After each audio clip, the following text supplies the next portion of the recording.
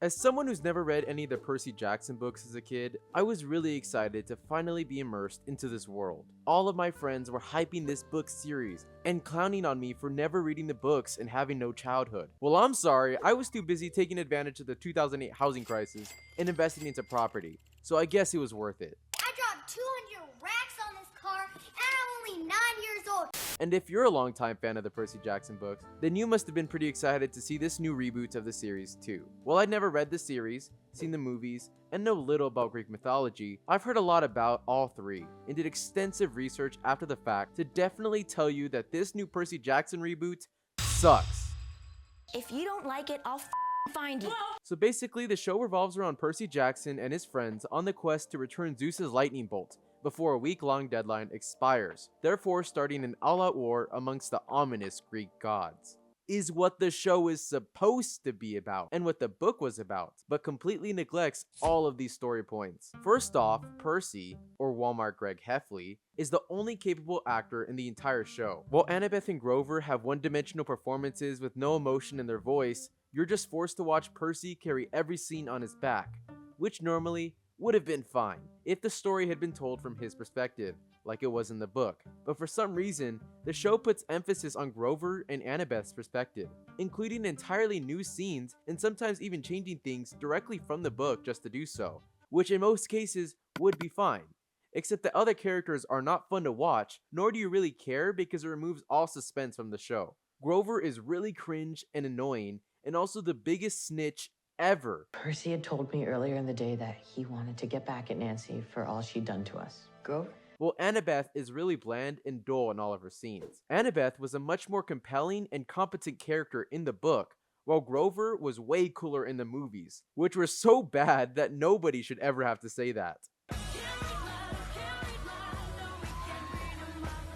And despite not reading the books, it was still really weird to have all of their scenes shoehorned in, because the show clearly wanted to hold my hand throughout it all. And all the suspense that should have been there were either explained or way too obvious to figure out. Having characters like Medusa reveal who they are, or Percy explain literally everything, making him a literal genius, ruined the fun of the show. How should he realistically know so much about everything? How did he figure out that Kronos was rising from Tartarus and wanting to take over the world in a split second? If it's not something the audience would have figured out from what was already presented, then that's just cheap mystery writing. Part of the fun is figuring it out, and I was underwhelmed when I found out this random unnamed character was behind it all. While at the same time, for being a hugely intelligent detective, Percy is simultaneously the dumbest character in the show. He can figure out, with almost nothing to go off of, that Kronos is the ultimate villain, but he somehow couldn't figure out that Luke was the one who stole the Master Bolt until the very end. Even though Luke was the only one Percy referred to as a friend explicitly. I've made some friends here. Luke gave him shoes that tried to explicitly murder its user, and Luke is the literal son of the god of thieves, which was explicitly mentioned. I figured it out by the 4th episode and was dumbfounded that not a single one of the gods, nor Percy, who was determined to prove his innocence, nor Camp Half-Blood decided to check on the god of thieves or his kids when figuring out who stole the Master Bolt. And how did Percy go on a whole expedition without even checking his backpack? Revealing that the bolt was in his backpack at the most random time was a hugely disappointing moment and a huge departure from the book. Like, okay, maybe I'm not the target demographic for the show. Sure, the books were made for middle schoolers, so naturally the show would be too. But that'd be an insult to the intelligence of middle schoolers and the majority of fans who had grown up with the series and are now my age. To say it's made for middle schoolers is such a huge cop-out, when most kids around that age are watching PG-13 movies, watching older YouTubers or streamers, and read the literal Percy Jackson books, which was much more explicit and thought-provoking than the show. Percy literally murdered his stepdad with Medusa's decapitated head in the book. Like, for example, in the show, every scene introducing a character made it so painfully obvious they were bad. Literally just by existing, you knew they were a monster in some way and wanted to harm the protagonist, and were eventually going to fail due to their incompetence, because of plot armor. So it was just a waste of time. Speaking of which, all the Greek gods were literally so incompetent. There's no way these are the same Greek gods they all fear and cower from. For most of the show, you hear that Zeus is upset with Percy for stealing the bolt. You hear that he's not going to let him get away and unleash his wrath, and how he's going to start a war if Percy does not deliver the bolt within a week's time. This is the basic premise of the show, except for some wild reason, the show drastically departs from the source material and changes everything, despite keeping the same basic structure. Percy, unlike the book, fails to deliver the bolt in time.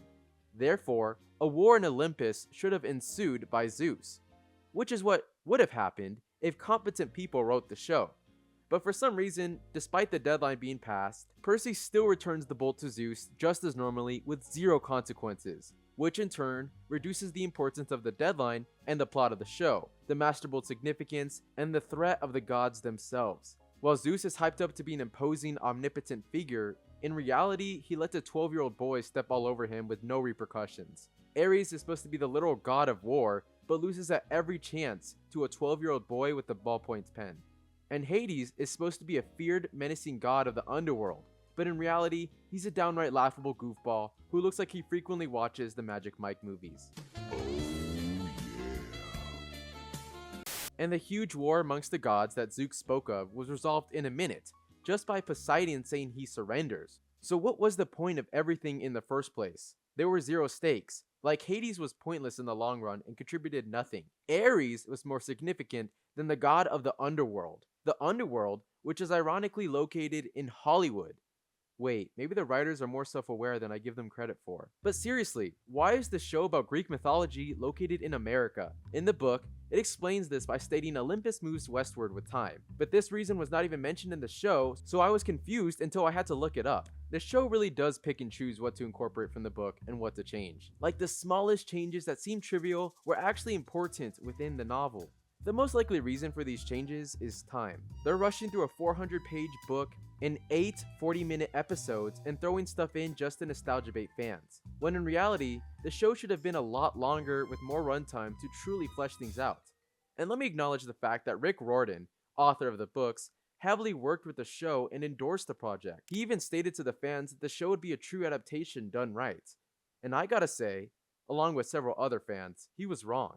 I think Rick Riordan is getting screwed by Disney, or the team working on it. He says he's happy working on the show, but is forced to watch them mangle his baby. If Disney, or whoever, really did care about the franchise, they would treat it with much more respect and give it a lot more attention. The potential and money here is truly unlimited, and with so much merchandise, it'd be a huge success because there's already a huge fan base. It's quite literally free money. But nope, all the potential is wasted because rushed content seems to make the fastest return on investment for Disney. $15 million per episode. And this was the product. Where did that money go? Because it certainly wasn't to the visual effects nor any of the creative teams. When I see Game of Thrones make spectacular episodes for the same budget as Percy Jackson, a part of me is saddened that not even Disney can make that level of quality when the source material is handed to them. All that potential, all those books yet to be imagined on the screen, and all those fans who love this franchise and want the best for it. There is a vast ocean of possibilities waiting to be conquered, and it pains me to think all that could drain simply because all this show needed was more time and care put into it.